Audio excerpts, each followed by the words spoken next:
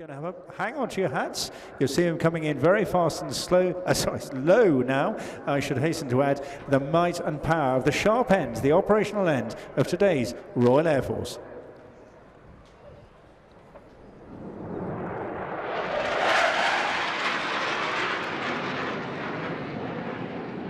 There we go, ladies and gentlemen. Now, so as he's just fallen, he's now banked left and he's now pulling hard on the stick. This means now the aircraft's now pulling 9 Gs. That's 9 times the force of gravity now being exerted on Paddy's body. His little body, as it should be. So now he's coming towards the crowd. Give him a big wave as he pulls up. He'll be able to see you.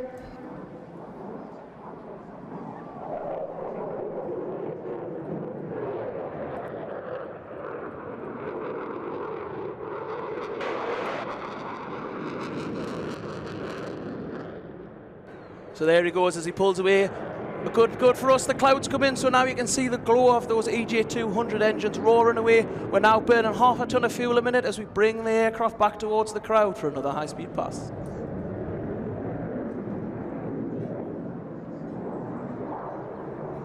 Not just burning a lot of fuel, it's an awful lot of thrust, isn't it? I'm told 40,000 pounds of thrust. That's pretty significant.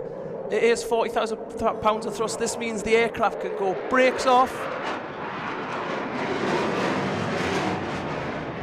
and all the way and sit on its backside all the way with reheat going, and it will carry on going, and the speed will climb as it goes up all the way up to our top speed of 2.5 Mach. That's 2.5 times the speed of sound.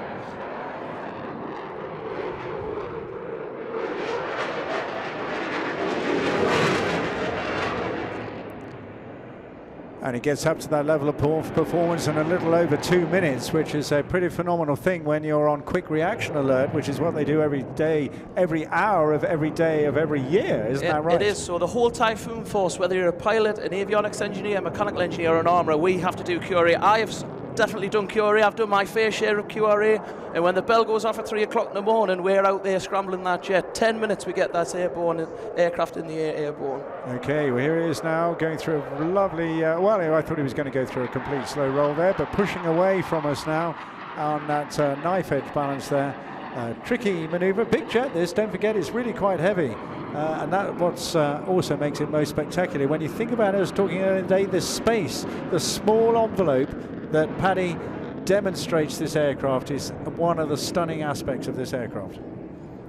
It is, and the amazing thing is we have 4 flight data computers on board the aircraft, and they are really working hard to give us this display, and he's really pushing the aircraft hard. So as he's pushing now, he's now pushing the maximum amount he can do in the reverse wave G, so he's now doing negative 3.5 G.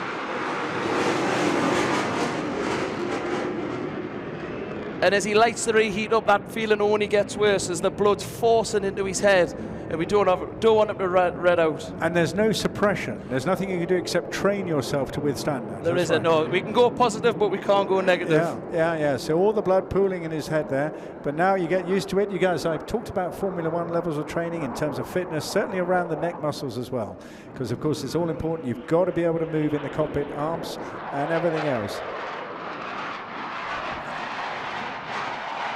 Over 1,000 degrees of rolls put in that one manoeuvre there as he pushes once again away from himself, and that negative G coming on there, but he'll convert that very shortly back into positive, making it all the more comfortable, an opportunity to relax. Now those computers, Callum, they nag away at you, don't they, with the voice? They do, yes. So as Paddy's flying towards the ground, the computer will be telling him to pull up, you know. Nagging Nora, she'll be definitely going off in his ears telling him to pull up, and he has to fight that resistance. He has to look through, ignore what he's hearing, ignore what his body's telling him to do, to pull back on the stick, to get it nice and low and to give us this phenomenal display.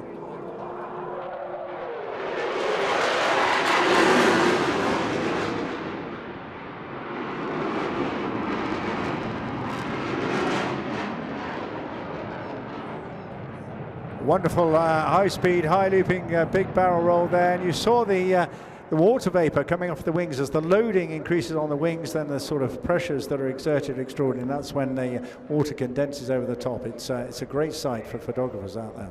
So there we go, Paddy's now bringing it towards the crowd, and he's also slowing the aircraft nice and down. So again, he's now fighting the aircraft in the opposite way. The aircraft wants to fly fast, so Paddy has to fight the aircraft. So he's bringing it in nice and slow, and now he's going to show you the power that the engines have to accelerate away from the start point like a sprinter out the chocks. Remember, this is capable, this is about 120 knots, and it can go to 2.5 Mach.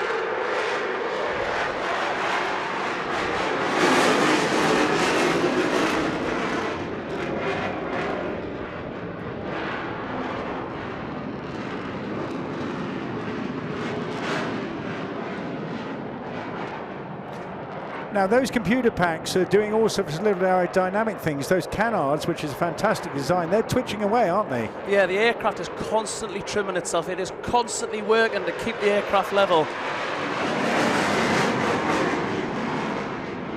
and make sure that we're in the perfect flight window for Paddy to display the aircraft. Oh, it's fantastic, isn't it? It's just the ultimate machine, but of course, you know, we're still moving on. This designed in the mid to late 80s as the Eurofighter concept, been in service now for a remarkably long time.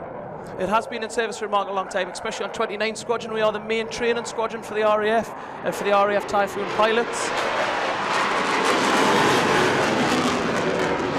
You know, it's a phenomenal amount of work that goes into this display, and also the flying operations that we carry out on a day-to-day basis. 29 often hovers around between 18 and 25 aircraft on the squadron, so it's a lot of maintenance that's busy. hours. That's busy, isn't it? Yeah, superb. Now, a lot of it, the maintenance now is that electronics are really at the forefront, aren't they? Yeah, electronics are always the thing is with electronics, you know, it is a complicated game. It's a complicated business. Yeah. I don't really understand it being a mechanical engineer. It's a bit more wizardry to me than anything else. Paddy there getting the landing gear down. Make sure you want to see those landing light pictures.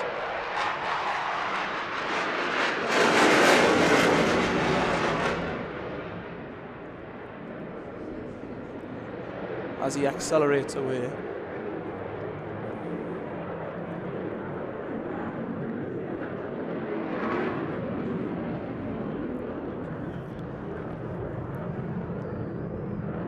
Paddy again now is going to bring along the crown line nice and fast. We want to see those waves. You can see it. He's been reporting back to us that he's loving seeing everybody waving on the beach front.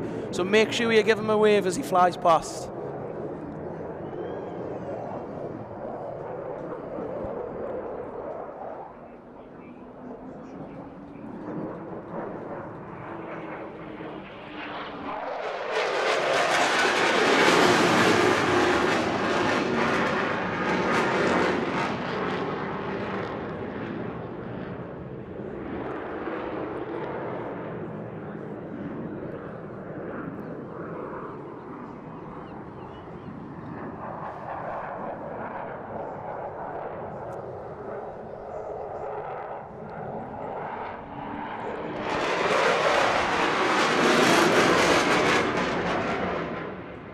So there we go, Paddy is now, he's definitely been at 9 times the force of gravity throughout that turn there, and he's still being exerted. The gravity is now, G is really forcing him into that seat, and he's really working hard now in the aircraft. Yeah, there's also a seagull trying to go in formation with him. It's extraordinary, isn't it? The seagull is perfectly comfortable in the hover there in front of us, right in front of the Typhoon. Absolutely amazing, totally in harmony. I think I'd know which one my money's going to be on in a fight. Well, I think I'd get out of the way in a hurry if I was a seagull, to be perfectly honest, but look at that performance. Adam actually joined in about 2009. It's a wonderful progression through training to start on a Grob Tutor, a tiny little training aircraft, class 5, I think, and then through the graduated training scheme, through the Hawks, and then on to the frontline work with the Typhoon. If you can do it, go along and talk to Callum at the end of this display and go up to the village as well.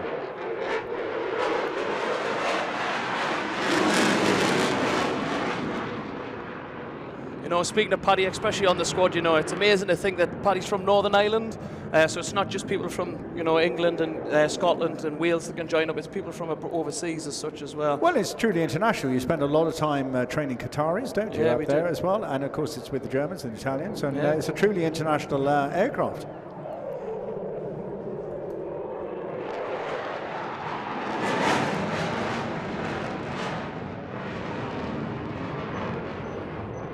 So I think that concludes Paddy's display. It's been a pleasure displaying for you this weekend, everybody here in Eastbourne. And like we say, I always say every single display, if you've took pictures and you're going to upload them to social media, please tag and at the Typhoon display team.